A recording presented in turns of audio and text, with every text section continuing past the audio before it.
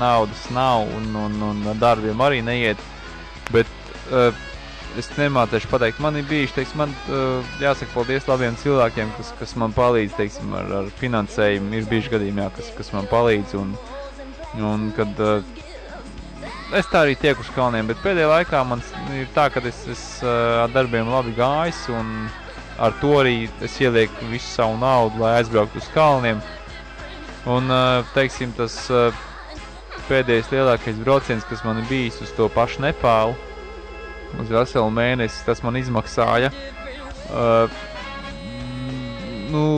Bija virs 1000 latiem. Es tagad konkrēti nepateikšu, bet, jā, to naudu vienkārši tā, ka, ja tu to gribi, tu vienkārši sāc vienkārši krāt un nekam citam vienkārši netērē un neteiksim krāt, bet tu viņu dabū. Es nezinu no kurienes, bet tu viņu dabū. Un, jā, teiksim tā, uz to Nepālu bija, kad es biju domājis braukt, varbūt tās, kad garīgi attīrīties, bet kaut kā sanāca tā, ka mums tā kompānija bija tāda, ka mēs tur zāli papīpējām un aliņu dzērām visu laiku. Un nezinu, vai tā ir garīga attīrīšanās, bet bija forši. Tātad cilvēks saprot to, ja jūs kaut ko vēlaties, un jūs visiem stāstat par to, ka cik jūs kaut ko gribat, un jūs kaut ko vēlaties, un jūs joprojām to gadu neesat izdarījuši, tad tas ir vai nu jūsu slinkums, vai nu kaut kas cits. Bet runāju par Nepālu. Kāpēc tieši tu brauc uz Nepālu? Es zinu, ka man pazīstama meitene arī bijušī darba kolēģi aizbrauc turien, un viņi stāstīja par to tādā veidā, ka viņas brauc turien kā ceļojums, protams, saprotam, viņi bija, teiksim, arī kā tu vienkārši pateiki uz savam darba devējiem, sorry, es braucu uz Nepālu uz mēnesi, un, būs man darbs, nebūs, kad atgriezīšos, man tas īstenībā nav svarīgi, es iekrājos naudu, un es turiem braucu. Un viņi gan tur aizbrauc, un es gan neprecizēju šobrīd cik ilgu laiku, bet viņi aizbrauc tur, un tieši viņi meditēja. Tur, protams, ka bija to, ka mums vairāk varētu pasniedzīts users anonīms par to, cik viņa meditēja. Aizgāju tādu vietu, kur tu meditē, un apmēram tu sēdi 10 dienas, mazā istabiņā metru reiz metru, sēdi un klusē, un tu nedrīkst runāt visas tās 10 dienas. Viss, kas tev tur ir paēst, padzerties vai ne, bet tu meditē un get in touch with your inner self. Es nezinu, kā to paskaidrot normālāk latviski. Kāpēc tu tieši brauc uz Nepālu? Kāds bija tos mērķis? Pirmais mans mērķis bija tas, kad aizbraukt uz turienu un redzēt, teiksim, tos Himalaju kalnus un redzēt to kultūru. Man arī, teiksim, pirms vairākiem gadiem es biju saticis vienu pazīstamu patiesībā cilvēku, kurš man izstāstīja, kad viņš tur bijis, un viņš teica, ka viņš tur bija, tad viņš nevēlējās vairāk atgriezties mājās, viņš gribēja tur palikt, un man gribējās redzēt, kurā vietā tad viņš tur īsti gribēja palikt. Bet, teiksim tā, pirmie reizē, kad es tur aizbraucu, ka ieraudzīju, man tur, dienu kaut kā negribējās palikt. Bet tad, kad tu pierodi to visu to situāciju, kas tur apkārt, tad tur, tas ir neaprakstām. Tur vajag vienkārši aizbraukt un redzēt un saprot. Protams, ka tur nāk iekšā Eiropa, tur nāk iekšā Ķīna savu komunismu un vai nabaga valstī tas liekas baigi forši komunisms, jo visiem cilvēkiem līdztiesību, bet tas ir miglā tīts. Himalaja vai tad Nepāla tiešām ir tāda valsts, kur es ieteiktu katram aizbraukt, bet ir tikai liela starpība, vai jūs braucat grupā vai viens, vai grupā, kurā, teiksim, brauc tiešām meditēt, vai arī grupā, kas brauc vienkārši normāli izklaidēties uz turieni. Tad vairāk tu brauc skatīties tos Himalajas, vai tu vairāk brauc ietusēt uz to?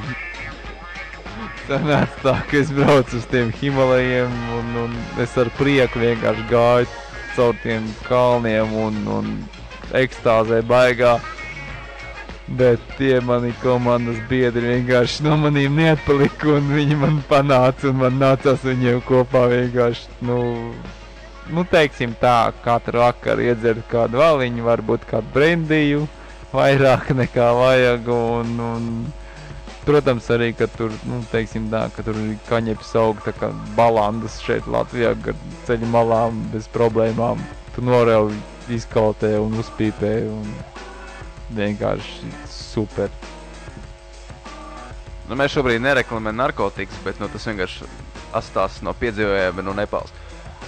Vai ir vēl kāda valsts, kura tev atstājas, tā teikt, tāds spilgts iespējas, ja tu teici, ka Nepāla ir tāda vieta, kur jāapmeklē jebkuram no mūsu klausītājiem, tad varbūt ir kāda vēl vieta, kur te bijuši tāda, teiksim, košas atmiņas, kas ir tās tā kā top 1 vismaz, kas jāredz dzīvi un jāapmeklē. Tā, man liekas, varētu būt Kenija, kurā es biju pagājuši gadu. Nu, tur bija,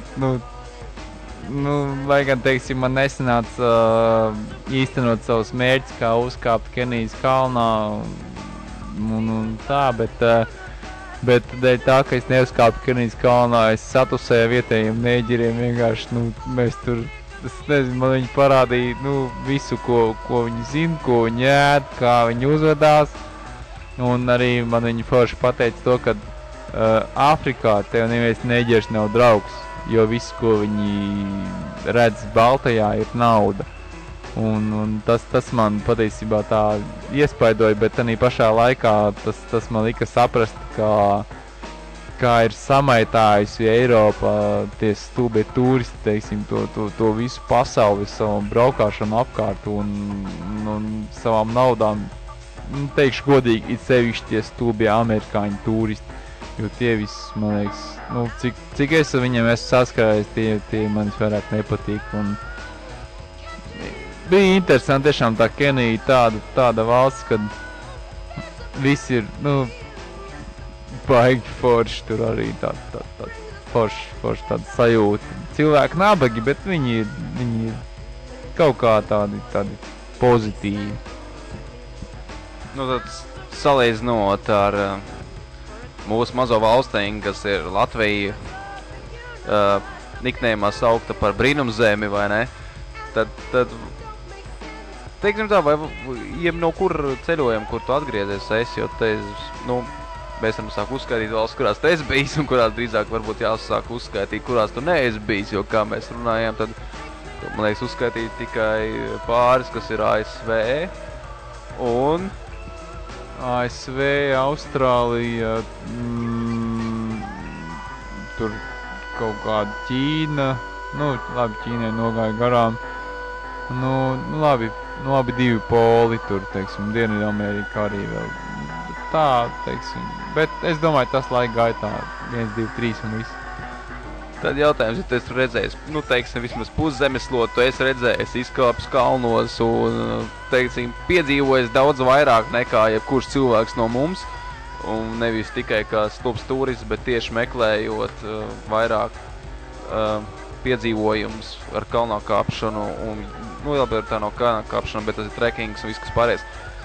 Tad vai nav tā, ka tomēr mēs starp Latviju diskutējot par to, ka latvieši un varbūt ne tikai ir diezgan tāda, cieta, nevis nelabvēlīgi, bet tā teikt, cilvēki, kuri nekad nepieņem nevienu citu. Tādā veidā, ka viņi ir neatsaucīgi, nesmaida, nav pozitīvi un tādā veidā. Vai izbraukājot tomēr puspasauli, varbūt mēs tikai tā sakam. Es, piemēram, aizbraucu tikai nesen uz Berlīni un atgriezu atpakaļ Latvijā, un tā es jūtu to, ka mums šausmīgs depresņaks te ir. Nevar izturēt vienkārši, tāpēc, ka tev neviens nekad nesaka ne labdien, ne paldies, ne hello, neko. Kā tev ir, ka tu atgriezies no ārzemēm, saucamajiem ārzemēm, ir viss robežu vaļā, bet, ārzemes tomēr tu atgriezies atpakaļ. Kā tev ir sajūta, kad atgriezies Latvijā? Vai tev ir tāds sajūta, ka, jā, forši es esmu mājās, vai tomēr nav tā sajūta? Ir tā patiesībā, kad, jo es esmu bijis, teiksim, labi, ja es atgriežos, teiksim, kaut no Eiropas, ir skaidrs, ka tas tomēr ir kaut kā, bišķi padrūms noskaņojums, jo Eiropā tomēr viss ir kaut kā tas līmenis augstāks, un tu atgriezies Latvijā, un tas te viss ir zemāks, un nerunāsim, protams, par to pašu mūsu valdību, gudro un tādā garā. Bet otrs variants atkal ir tas, ja tu aizbrauc uz Krieviju, un tur padzīvo kādu mēnesi, un kad tu atgriezies